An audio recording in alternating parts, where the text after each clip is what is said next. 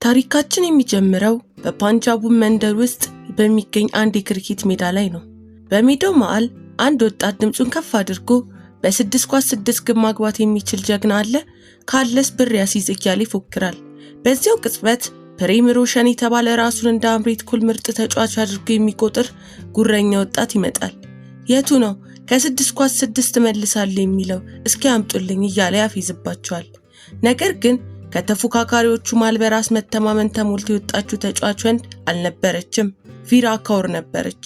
ቪራ በግራና በቀኝ እጇ እኩል መምታት የምትችል ለክሪኬት ጨዋታ ልዩ ተሰጥኦ ያላት ድንቅ ልጅ ናት። ፕሬም ቪራን ሲያያት በንቀት እየሳቀ ይቺን 6 የምትመታው ሂጂና ከሴቶች ጋር ተጫዋች እንጂ ወንዶች ሜዳ ምን ታደርጊያለሽ ብሎ ያሳንሳታል። አልፎም ተረማምዶ በ6 ኳስ 6ቱን ካስገባሽ ገንዘቡ ይቅርና ጺሜን እላጫለሁ ሲል ይገዳደራታል። ቪራ ንቀቱን በፈገግታ አልፋ ፈተናውን ተቀበለችው። ኳስ መወርወር ስትጀምር ግን የፕሬም ኩራት በአየር ላይ በነነ። ቪራ በተከታታይ ከ6ቱ ኳስ 6ቱንም በድንቅ አመታት በመምታት አፉን አዘጋችው። የመጨረሻውን በተሯ ደግሞ አፊዛበት በግራ ነው እምመታው በል አሸንፈኝ በማለት ተናገረችው። የመጨረሻውንም ግራ እጇን በመጠቀም በድንቅ አመታት አፉን አዘጋችው። ፕሬም በገባው ቃል መሰረት ጺሙን ለመላጨት ተገደደ። ቪራ ከልጅነቷ ጀምሮ ከደግ አጎቷ ቻቹ ጋር ነው የምትኖረው። አጎቷም እንደ ራሱ ልጅ አድርጎ በፍቅር ነው የሚያሳድጋት። ለቪራ ክሪኬት ጨዋታ ብቻ ሳይሆን ህይወቷ ነው። ትልቁ ህልሟም አንድ ቀን በክሪኬት ዓለም ውስጥ ታሪክ መስራት ሲሆን የህንድ የክሪኬት አፈ ታሪክ የሆነውን ካፒል ዴቭን እንደ አምላክ ታመልካለች። በሌላ ትዕይንት ሁለት የማይነጠል ወዳጅነት ወዳላቸው ጓደኛሞች እንሄዳለን። ቻውርዳሪ ቪክራም ሲንግጂት እና ፓታን ሪያዝ አሊካን አንደኛው ህንዳዊ ሂንዱ ሲሆን ሁለተኛው ደግሞ ፓኪስታናዊ ሙስሊም ነው። አንደኛው ከአምሪትሳር ሁለተኛው ደግሞ አላኦር ናቸው። በሁለቱ ሀገራት መካከል ትልቅ ልዩነት ቢኖርም በመካከላቸው ያለው ወዳጅነት ግን የጠነከረና ጥልቅ ነው። እነዚህ ሁለት ወዳጆች በየዓመቱ ቡድኖቻቸውን አሰልፈው የአማን ካፕ የተባለውን የሰላምና የፍቅር ዋንጫ ለማንሳት በክሪኬት ሜዳ ላይ ይፋለማሉ። ውድድሩም በየዓመቱ ይካሄዳል። አንድ ዓመት በህንድ በሚቀጥለው ዓመት ደግሞ በፓኪስታን ላኦር ይካሄዳል። ነገር ግን ለህንዳውያኑ ይህ ውድድር ትልቅ የቁጭት ምንጭ ነበር። ምክንያቱም ላለፉት 9 ተከታታይ ዓመታት የላኦር ቡድን ዋንጫውን እየበላ የህንድ ቡድንና የአምሪትሳርን ህዝብ አንገት ያስደፋው ነበር። በዚህም ዓመት እንደተለመደው ትልቅ ፍልሚያ ተካሄደ። የቪክራም ሲንግ ቡድን እንደገና ተሸንፎ ዋንጫውን ላኦር ይወስደዋል። የቪክራም ሲንግ የዓመታት ህልም አሁንም በሽንፈትና በቁጭት ይደናቀፋል። ከዚህ ሽንፈት በኋላ ግን ቪራ በከፍተኛ ንዴትና ቁጭት ክሪኬት ስትጫወት እናያለን። በወንዶች መሸነፍና በሴቶች መገለል የተናደደችው ቪራ ኳሷን በንዴት እየመታች ለጓደኛዋ በቁጣ በተሞላ ድምጽ እንዲህ ስትል ትናገራለች።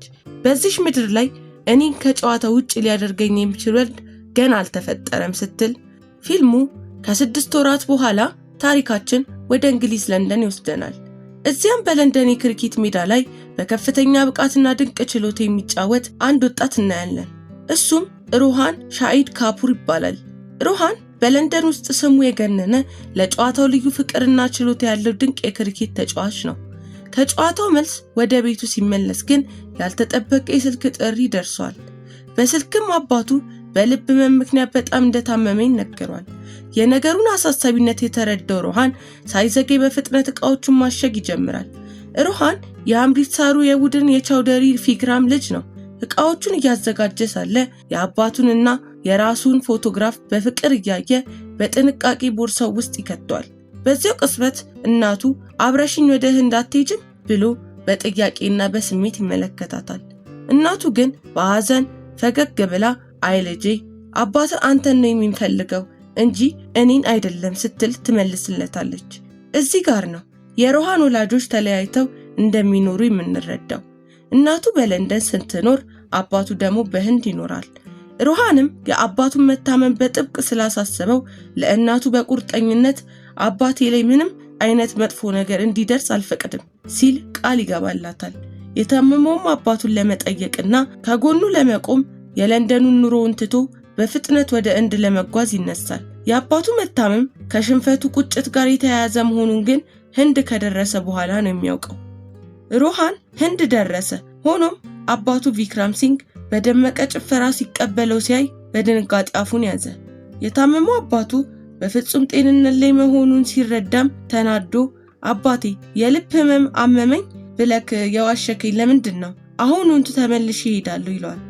ቪክራም ግን ፈገግ ብለው ከብዙ ዓመት በኋላ ነው የመጣከው፣ እንዴት እንዲህ በቀላሉ ልልቀቅ? እናትህም እኮ ወደ ህንድ እንድትመጣ በፍጹም አትፈቅድልህም ነበር ሲል እውነቱን ይነግረዋል። ወደ ቤት በመኪና ሲሄዱ የሮሃን እናት ስልክ ደውላ ስለ ቪክራም ጤንነት በጥንቃቄ ትጠይቃለች። ቪክራም በደስታ እሱ አሁንም ታስብልኛለች ቢልም ሮሃን ግን የአባቱን ስህተት በማስታወስ ጥፋቱ ያንተ ነው፣ ህንድ ውስጥ መኖር ካልተመቻት ወደ ለንደን እንደምትመልሳ ቃል ገብተክላታል፣ ቃልን አጠፍክ፣ ህንድ ያንተ ሀገር እንደሆነች ሁሉ ለንደን ደግሞ የናቴ ሀገር ናት ሲል ያስረዳዋል። በዚህ ጭቅጭቅ መሃል መኪናቸው ይበላሻል። ቪክራም መንገድ ላይ የሚመጣ አንድ መኪና አስቆሞ እርዳታ ይጠይቃል። ይህ መኪና ደግሞ የቪራ ነበር። ሮሃን ግን መኪናውን በንቀት እያየ በዚህ ቆርቆሮ መኪና አልሄድም ይላል። ቪራ ይህንን ስትሰማ በንዴት የማንም መኪና ነው ቆርቆሮ ብለክ የተሳደብከው እያለች ከሮሃን ጋር ሰጣ ገባ ውስጥ ትገባለች። ሆኖም በመጨረሻ ሮሃንና አባቱ በዚያው መኪና ተሳፍረው ወደ ቤታቸው ይደርሳሉ። ቤት ከደረሱም በኋላ ቪክራም የድሮ የክሪኬት ጨዋታ ቪዲዮዎችን ያሳየዋል። ሮሃን በመገረም ይህንን ጨዋታ መቼ ነው መጫወት የጀመርከው? ለምንስ ከዚህ በፊት አልነገርከኝም ሲል ይጠይቀዋል። ቪክራምም በቁጭት ለብዙ ዓመታት ተጫውቻለሁ፣ ያሸነፍኩለት ግን መጀመሪያ ላንተ ለመናገር አስቤ ነበር፣ ነገር ግን ይሄ ህልሜ የሚሳካ አልሆነም፣ ለዚህ ነው አንተ እንድታሳካልኝ የጠራውክ ይለዋል። ሮሃን እንግሊዝ ያለው ቡድኔን እና እናቴን ትቼ እዚህ ካንተ ጋር መኖር አልችልም ብሎ ቢቃወምም አባቱ ግን ካለፉት 15 ዓመታት ውስጥ ለመጀመሪያ ጊዜ 6 ወራት ብቻ እንድትሰጠኝ እያለመንኩክ ነው ሲል ይጠይቀዋል። ሮሃንም የአባቱ ህመም ስለተሰማው እናቱ ስትደውል እማዬ ከ6 ወር በኋላ እመጣለሁ ብሎ ቃል ይገባል። ከዚያም ወደ አባቱ ዞር ብሎ እሺ አግዝካለሁ፣ ነገር ግን ቡድኑም ሆነ ውሳኔዎቹ ሙሉ በሙሉ በእኔ ስር ይሆናሉ ሲል ቅድመ ሁኔታዎችን ያስቀምጣል። በማግስቱም ሮሃን ለአማን ካፕ ተጫዋቾችን መመልመል ይጀምራል። ነገር ግን ቪራ የተጫዋቾች ምርጫ ሊካሄድ መሆኑን ትሰማለች። ይሄ ለህልሟ ትልቅ በር እንደሆነ በማሰብ በደስታ ተሞልታ ወደ ሜዳው ታመራለች። ነገር ግን የሜዳው በር ላይ ስትደርስ በብዛት የተሰለፉ ወንዶችን ታያለች።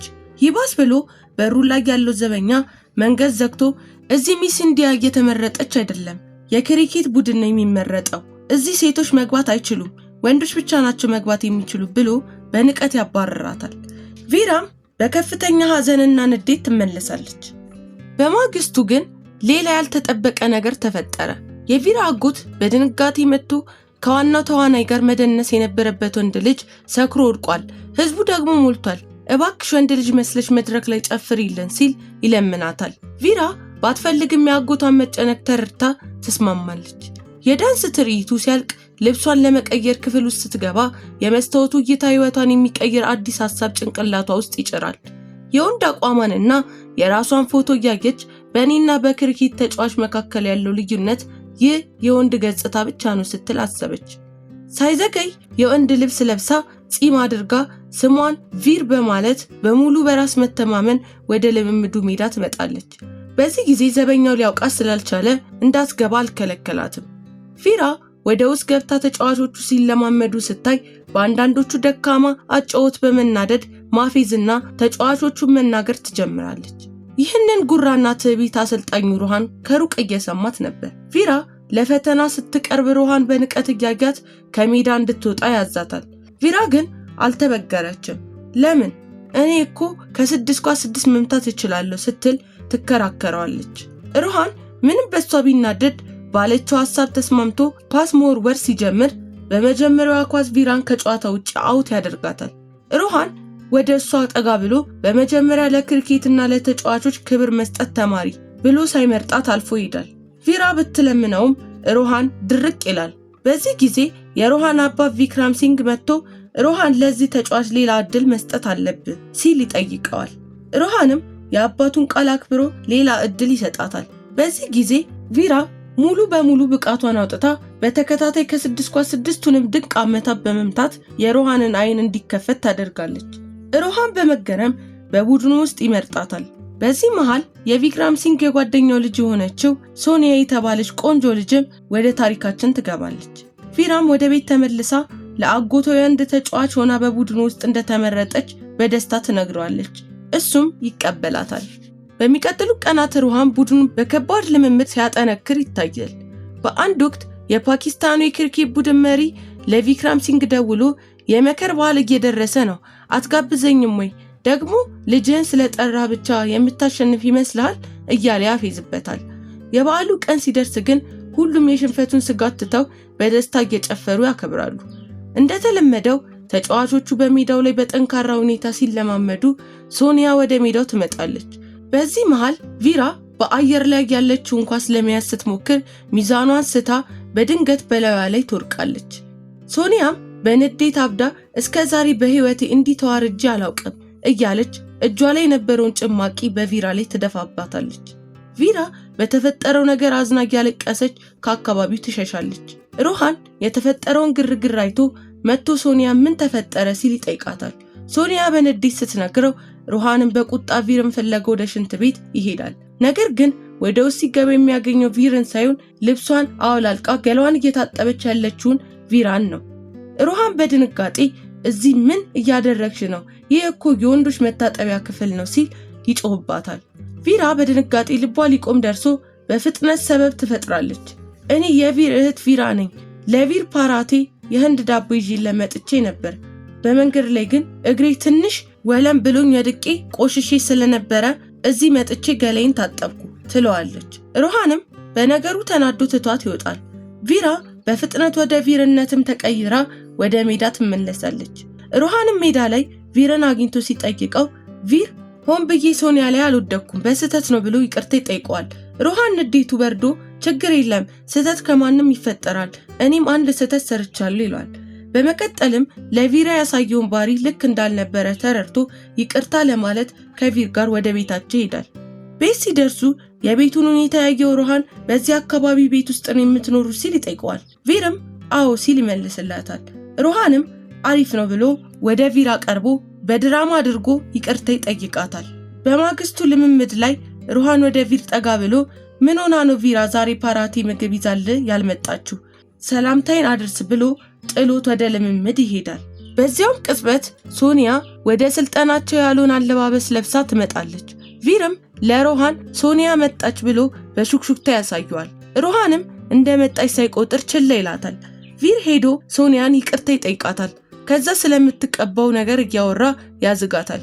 ከሩሃን ጋር እንድትሆን ፓራቲ ምግብ መስራት እንዳለባትና መገላለጥ ትታ ትክክለኛ የህንድ ሴት እንድትሆን ትነግራታለች። የህንድም ልብስ ለብሳ ሩሃን ጋር ትሄዳለች። እሱም ሲያያት ይደነቃል። ሩሃንም ከአባቱና ከሶኒያ ጋር በመንገድ ላይ ሲሄድ ቪራን ያገኛታል። እዚያም ረዘም ያለ ጨዋታ ያደርጋሉ። በቪራ ንግግርና ቅንነት የሩሃን አባት ልቡ ይነካል። ለቪራ ጠጋ ብለው እነዚህን እንግሊዞች መስመር ማስያዝ የምትችው አንቺ ነሽ፣ ልጄ ፓንጃብን ጥሎ እንዳይሄድ አድርጊው፣ የጠየቅሽውን ሁሉ ሰጥሻለሁ ሲሉ ይለምኗታል። ከዚህ በኋላ ሩሃን ከቪራ ጋር አብሮ ጊዜ ማሳለፍና መቀራረብ ይጀምራል። በአንድ ወቅት ሁለቱ በብስክሌት ወደ ቤት ሲመለሱ የሩሃን አባት ለቪራ ላደረገችው ነገር ሁሉ ውለቷን ለመክፈል ገንዘብ ይሰጧታል። ቪራ ግን ገንዘቡን እምቢ ብላ ይህንን ያደረኩት ለገንዘብ አይደለም ትላለች። ቪክራም ሲንግ በቪራ መልካምነት ተነክተው አንድ አባት ደስተኛ አድርገሻል ይሏታል። ቪራ ግን በኩራት ስራው ሙሉ በሙሉ ሲጠናቀቅ እቀበላለሁ ስትል ትመልስለታለች። በማግስቱ ሩሃን ቪርን ጠርቶ ስለኔ ምን ታስባለህ? ለመሆኑ እኔ ምን አይነት ሰው ነኝ ብሎ ይጠይቀዋል። ቪርም አድናቆቱንና የሚሰማውን ይመልስለታል። በመቀጠል ሩሃን በውስጡ የያዘውን ፍላጎት አውጥቶ እህትን ቪራን ለፍቅር ቀጠሮ ዴት ልወስዳት እችላለሁ ሲል ይጠይቀዋል። ቪርም ደስ ብሎት አዎ ይለዋል። ሩሃንም የፍቅር ደብዳቤ ለቪር ሰጥቶ ይህንን ለቪራ ስጣት፣ እሷ ካልመጣች ወይም ደብዳቤው ካልደረሳት አንተ ወደ ልምምድ መምጣት የለብህም ሲል ያስጠነቅቀዋል። በማግስቱ ቪራ ተውባና አምራ ወደ ቀጠሮ ቦታ ትመጣለች። በዛም ይገናኛሉ። ሩሃንም በቃላቷ የያዘውን የፍቅር ጥያቄ ያቀርብላታል። በመጨረሻም ሁለቱም በከፍተኛ ጉጉት ሲጠብቁት የነበረው ትልቁ የአማን ካፕ ውድድር ቀን ይደርሳል። ጨዋታውም ሊጀመር ሲል ያልተጠበቀ ነገር ተፈጠረ። የሩሃን እናት ከለንደን መታ በስታዲየሙ ትገኛለች።